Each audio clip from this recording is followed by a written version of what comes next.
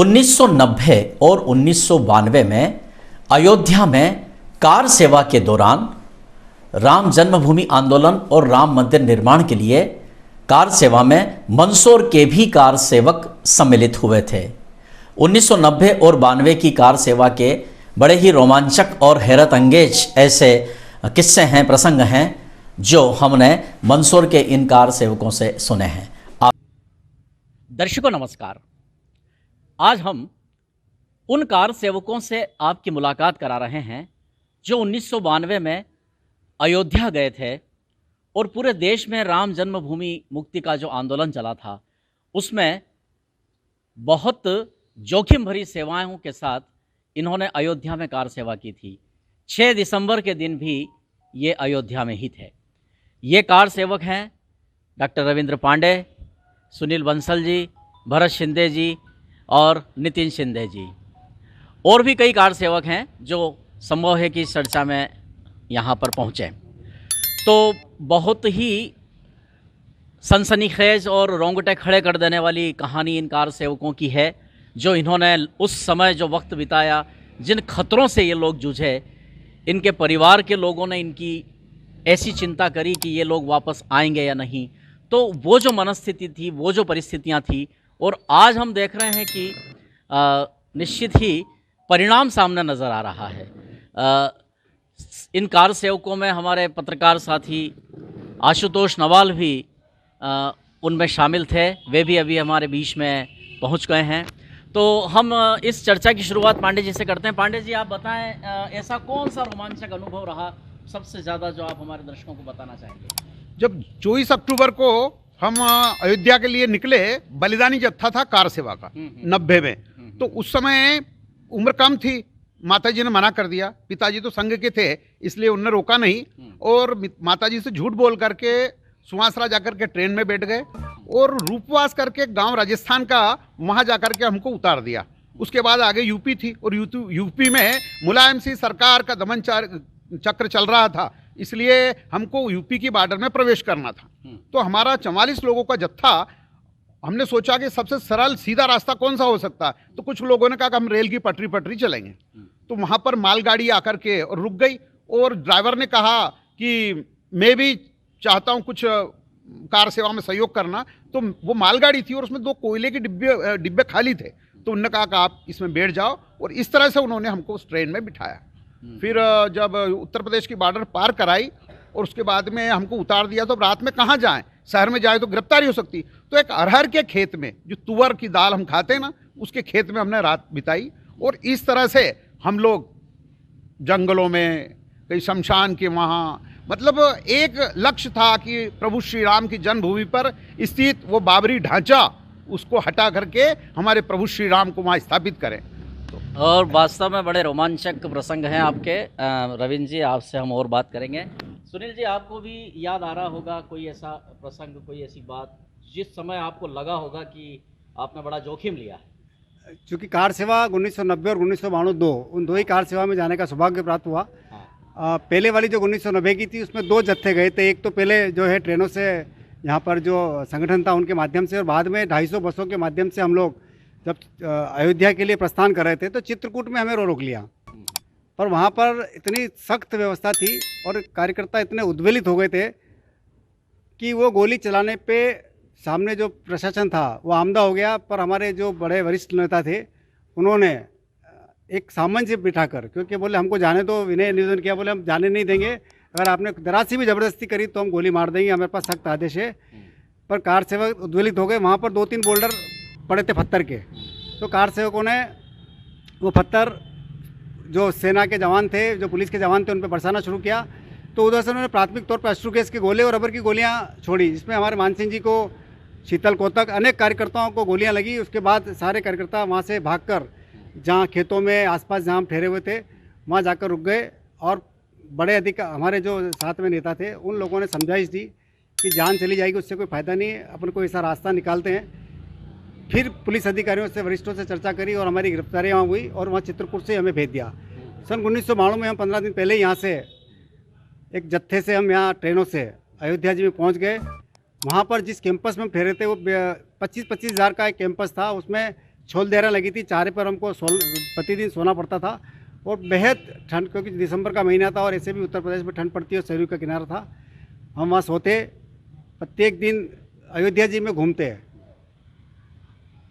पर जब हमको यहाँ से घर वालों ने भेजा तो मुझे अच्छी तरह याद है कि मेरे माताजी और पिताजी, मेरी माताजी का तो देहांत हो गया, उस समय वो जिंदा थी, उनकी आंखों में आंसू आ गए थे। उन्होंने अंतिम समय तक कोशिश करी कि मैं नहीं जाऊं, पर एक जुनून था और उन्होंने मुझे, क्योंकि तुम जा रहे हो तो पता नहीं रोटियां मिलेगी नहीं, कम से कम 100-150 रोटियां उन्होंने दी कि तुम जो है खा लेना। इकट्ठी रोटियां दे दी उन्होंने। भरत जी, आपको कोई इस कार सेवा के दौरान जब आप गए थे तो ऐसा कोई वाकया याद आ रहा है कि उस समय आपको लगा हो कि बहुत डर, बहुत जोखिम लिया? डर तो था ही, यहीं से गए, डर के गए थे। हाँ। क्योंकि वहाँ तक पहुँचने के लिए पुलिस की सारी व्यवस्था थी। हाँ। पर मुझे याद है 6 दिसंबर 1992 को सुबह प्रातः 9 बजे भाषण, हमारे सब नेताओं के भाषण चल रहे हैं और आगे कुछ हल्ला हो रहा है। तो मैं पीछे से मैं भी कह रहा चलो चलो चलो अपन चलो, मैं माहौल को गर्म कर रहा है। पर कुछ संघ के पदाधिकारी थे, वो कह रहे नहीं बैठो बैठो। पर 5-10 मिनट बाद वो हल्ला मेरे 50 मीटर दूर तक आ गया। तो हम सब भग के गए, कार सेवा करी, गुलाड़ी चलाई, कहाँ से आई क्या हमें कुछ मालूम नहीं है। ये तो ही है 6 दिसंबर की घटना। रात को हम 4 बजे सोते थे और गेहूं की रोटी तो मैंने 10 दिन बाद देखी है। वो भी सुनील बंसल ने, एक दिन खाना नहीं खाता था, मुझे खिलाया इसने दाल बाटी बना के। और याद है 6 दिसंबर 1992 को जब मस्जिद ढह गई तो रात भर ये सेवा करने गए थे। मैं नहीं गया, मैं थक गया था दिन भर। 7 तारीख को सुबह प्रहलाद बंदवार जी मुझे कह रहे कि चलो अब चलना है, अब सेना आने वाली है, चलो यहाँ से।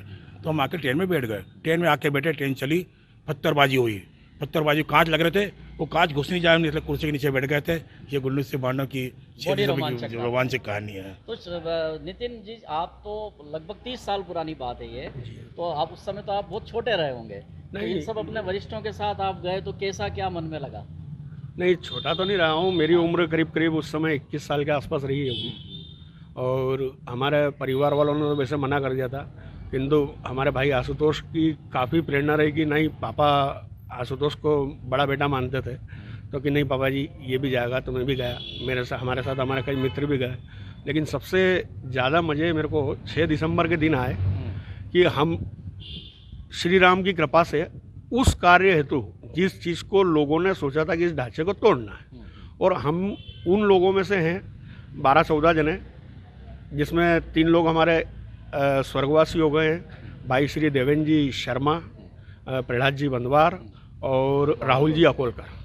ये तीनों हमारे बीच नहीं है आज, लेकिन वो क्षण इतना, जी हाँ, वो क्षण इतना बढ़िया रहा कि जब पहले कार सेवा के लिए हम पहुँचे और वो जो टेकरी थी, उस टेकरी से नीचे उतर के वापस आया कि पानी वानी और धूला इतना हो गया था कि कुछ समझ में नहीं आ रहा था।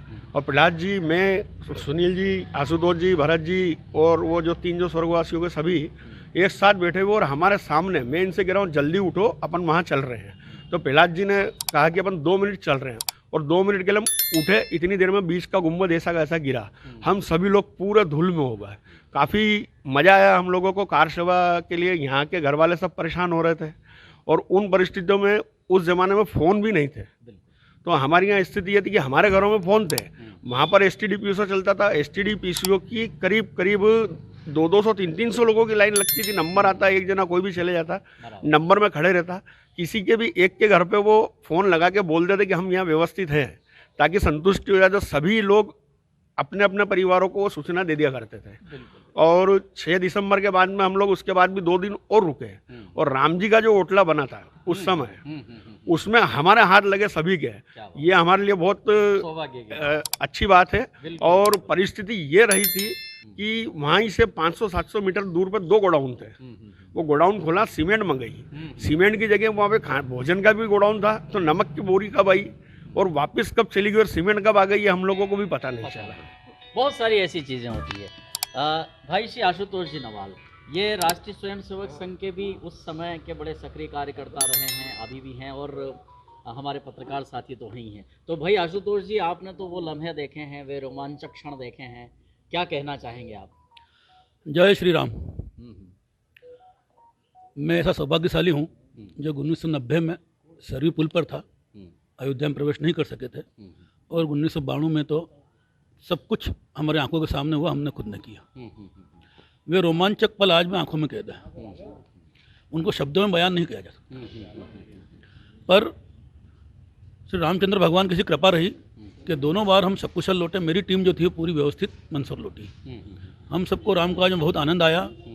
और अब जब हम कल प्रस्थान करेंगे वापस अयोध्या के लिए, तो वहाँ जब प्रभु की मूर्ति देखेंगे, दर्शन करेंगे, तो वो आनंद 100 गुना बढ़ जाएगा, 1000 गुना बढ़ जाएगा। आशुतोष जी, 6 दिसंबर वाली जो घटनाक्रम था, वो जो क्षण थे कि किस तरह से नेता जो विश्व हिंदू परिषद के और वहाँ अपने भाषण दे रहे थे और सामने हज़ारों कार्यकर्ता थे, वो जो क्षण था कि उन मंच से जो वातावरण बना और एकदम से उस ढांचे को तोड़ने के लिए बढ़ गए। देखिए, मंच से कोई वातावरण नहीं बना और हज़ारों लोग नहीं थे, लाखों लोग थे। अच्छा। 5 दिसंबर को 5 लाख लोग पहुँच चुके थे। उनमें हम भी शामिल थे। हम 26 नवंबर को मंदसौर से निकले थे और रोज़ प्रभु के दर्शन करते थे, आनंद लेते थे। सबके मन में टीस थी 1990 की कि अब के बार खाली हाथ नहीं जाना। इसलिए विहिप के, बीजेपी के, संघ के जो नेता मंच पे थे, वो कहते रहे कि केवल अपने को रेत लानी है सर्विस से और कार सेवा करनी है, उसके रेत का ढेर होना चाहिए। लेकिन उन्होंने कार सेवकों को इतना गुस्सा था मन में, तो उन्होंने किसी की बात नहीं सुनी और उस ढांचे को ढेर कर दिया। बिल्कुल। फिर हमें निर्देश मिले कि सबको निकलना है, कुछ लोगों को रुकना है। हम रुके, वहाँ सीढ़ी बनी, पहले समतल किया, फिर सीढ़ी बनी, ऊपर जाके वापस चबूतरा व्यवस्थित किया, उसको थोड़ा ऊंचा किया ताकि सीढ़ी के बाद कम से कम 4-5 फीट ऊंचा हो जाए तो ठीक रहे। 3 फीट के आसपास हमने ऊंचा किया था। फिर वहाँ पूरा चबूतरा बना के मूर्तियाँ वापस सब कुछ स्थापित करी। पंडित जी आ गए थे, पुजारी जी वो लेके आए थे, फिर आरती करी। कितनी बजे डिसमेंटल करना शुरू किया था ढांचे को? लगभग 11 बजे सुबह शुरू हो गया था। कब तक चलता रहेगा? ये तो काम तो 2-3 दिन चला, कंटिन्यू। लेकिन जो जरूरी काम था कि मूर्तियों को वापस स्थापित करना, पहले मूर्तियों को निकालना, फिर वापस स्थापित करना, वो उसी दिन कर दिया। वो उसी दिन कर दिया था। शाम को 5 बजे के आसपास मूर्ति वापस बिठा दी थी। और उसके बाद ठीक है, अब खुले में कैसे छोड़ें भगवान को। तो चबूतरे के चारों तरफ बल्लियाँ गाड़ी और बाबा सत्यनारायण मौर्य हैं, रंगकर्मी हैं, अच्छे कलाकार हैं, बड़े नाम है उनका। वो उनके वो वहीं पे थे काफ़ी समय से। वो दीवार लेखन काम करते थे उस समय, अयोध्या को लेकर, रामलला को लेकर। अपना जो नारा है, रामलला हम आएंगे, मंदिर वहीं बनाएंगे, वो नारा भी उन्होंने दिया था। वो अपने रूम पे से पेंटिंग करने के लिए पिंक कलर कपड़ा था, उस कपड़े को लेके आए। उस कपड़े से हमने चारों तरफ लगा, फिर ऊपर छत भी उसी से बनी हमने। बिल्कुल। तो दर्शकों, ये वे बड़ी रोमांचक गाथाएं हैं। हमारे शहर के ये वे सभी कार्यकर्ता हैं जो उस समय 1990 में भी और 1992 में भी कार सेवा के लिए गए थे। उद्देश्य यही था कि मंदिर वहीं बनाना है, मंदिर भव्य बनाना है। अब वो उद्देश्य सफल हो गया है। इन सब लोगों ने 92 और 90 में जो कार सेवा कर एक जोखिम भरी जो एक सेवा का प्रकल्प प्रस्तुत किया, आज उसका परिणाम सामने है। और परिणाम का सुखद पहलू यह है कि इन कार सेवकों को अयोध्या में राम मंदिर की प्रतिष्ठा के बाद आमंत्रित किया जा रहा है। ये उस स्थान को देखेंगे जिस जगह वो विवादित ढांचा था, उस ढांचे को डिसमेंटल करने के बाद इतने लंबे समय और इतनी लंबी प्रक्रियाओं के बाद आखिर वो मंदिर अब बन गया है। रामलला वहाँ पर पधार गए हैं। पांडे जी, अब आप सब लोग जा रहे हैं वहाँ पर, रामलला के मंदिर के दर्शन करेंगे। आपको कार सेवकों को ले जाने की व्यवस्थाएं निर्धारित की गई हैं, तो क्या अनुभूति है? हम शब्दों में बयान नहीं कर सकते हैं। लाखों कार सेवकों ने अपने प्राणों की आहुति दी है। 1528 से लेके 1990 तक 90 में कई कार सेवक ऐसे बलिदान हुए कि जो आज हमारे बीच नहीं है। उनके परिवार वाले, बिल्कुल, मतलब उनका कितना बड़ा बलिदान, उनका दर्द हम महसूस कर सकते हैं। और यह है 500 वर्षों का इंतजार आज हुआ और हमारा सौभाग्य कि हम लोग वहाँ जाएंगे और प्रभु श्री राम के दर्शन करेंगे। बिल्कुल बिल्कुल। देखिए पांडे जी तो अभी दर्शन के पहले ही इतने भावुक हो रहे हैं, तो वास्तव में जब वो क्षण दर्शन का आएगा।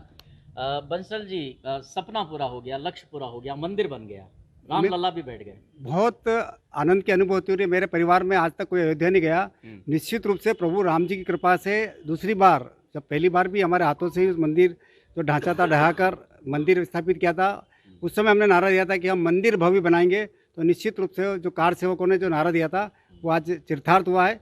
और उस भव्य मंदिर को देखने के लिए जो मेरे ख्याल से विश्व का एकमात्र ऐसा मंदिर होगा, इसके आनंद की अनुभूति से ही हम इतने रोमांचित हैं। मैं एक बात का स्मरण आपको दिलाना चाहूँगा कि जब ये ढांचा क्यों टूटा, उस पर मुझे संज्ञान है कि विश्व हिंदू परिषद के भारतीय जनता पार्टी के वरिष्ठ नेता और एक रिटायर्ड जज जब पूछा कि इसका समाधान क्या है, तो उन्होंने कहा था उस जज साहब ने कि इस ढांचे को अगर आप जब तक नहीं तोड़ोगे तब तक ये कलंक देश में रहेगा। उसके बाद विश्व हिंदू परिषद के और नेताओं ने मनन किया कि अगर हम करेंगे तो शायद हो सकता है कि देश में लाखों लोगों का खून बहेगा।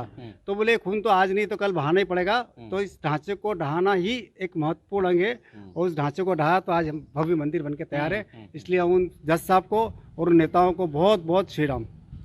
भरत जी, पहले आप 2 बार कार सेवा में गए तो बड़ा मन में तनाव लेके गए, आंदोलन लेके गए, लेकिन अब एक आनंद लेकर जा रहे हैं, दर्शनों का एक आनंद आपको रामलला का मिलेगा। मेरा जाना भी कोई निश्चित नहीं है, क्योंकि शिवाजी जयंती आ रही है, तो पर ये लोग जा रहे हैं, खुश हूँ। और आज मंदिर बन गया और मेरी पार्टी उड़ती शिरोमणि पहुँच गई इस आंदोलन के मार्फत, तो मैं बहुत खुश हूँ और बहुत खुशी है।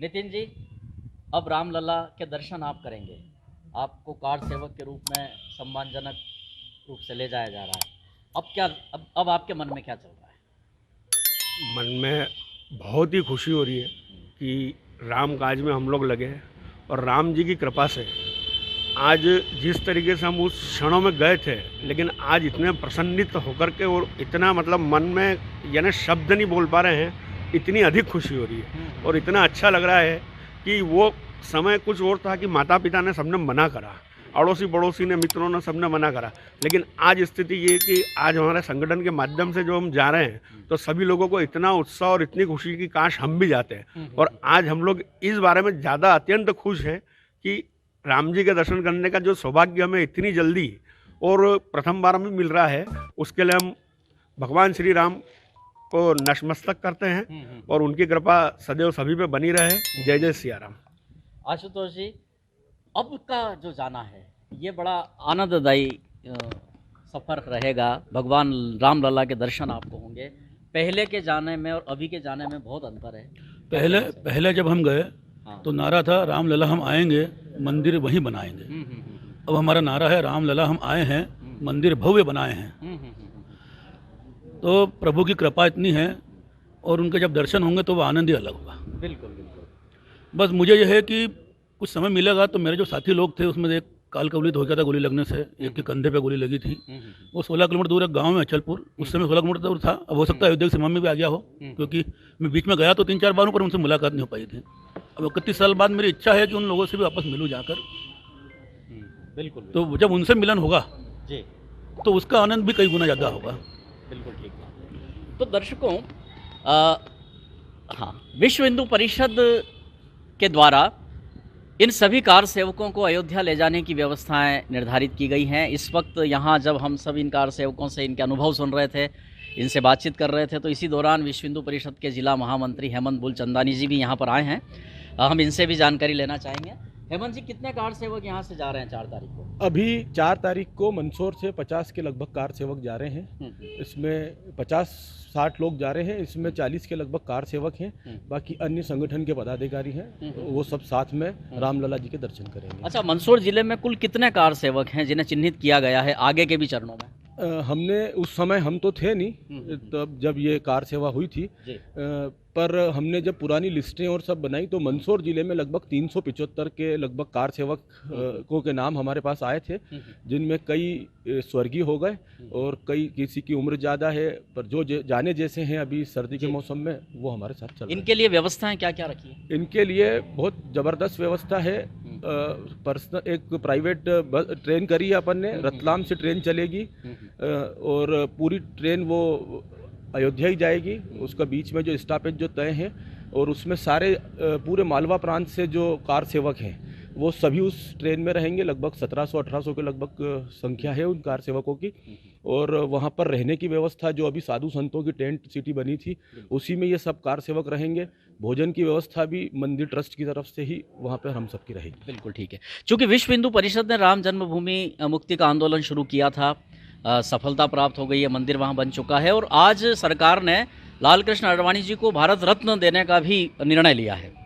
क्या कहना चाहेंगे? बिल्कुल बहुत अच्छा है। अभी जो उनको जो भारत रत्न का जो मिल रहा है, आडवाणी जी ही वो व्यक्ति थे जिन्होंने पूरब से लेकर पश्चिम तक जो राम यात्रा निकाली थी और उसके बाद जो फलस्वरूप हमको अभी मिल रहा है और हम देख रहे हैं भव्य मंदिर भी तैयार है और लाखों लोगों की जो सपना था, आस्था थी राम जी का मंदिर बने, वो पूरा हुआ है। तो ज़रूर आडवाणी जी को जो सरकार ने दिया है, अभी जो बता रहे हैं आप पदक, भारत रत्न जो दिया है, वो उसके हकदार भी हैं और उनको मिला है, बड़ी खुशी की बात है। तो दर्शकों, संघर्ष भी देखा और सफलता भी देख रहे हैं।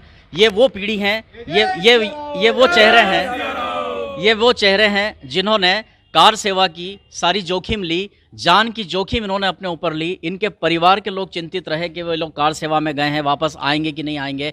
हज़ारों लाखों लोगों ने वहाँ पर जाकर संघर्ष किया, हज़ारों का बलिदान हुआ। लेकिन ये हमारे शहर के सभी लोग, डॉक्टर रविंद्र पांडे जी, सुनील बंसल जी, भरत शिंदे जी, नितिन शिंदे जी, आशुतोष जी नवाल, ये सभी लोगों ने 6 दिसंबर को अयोध्या में वह पराक्रम किया है जिसका परिणाम आज आप और हम सब लोग देख रहे हैं। बहुत बहुत धन्यवाद।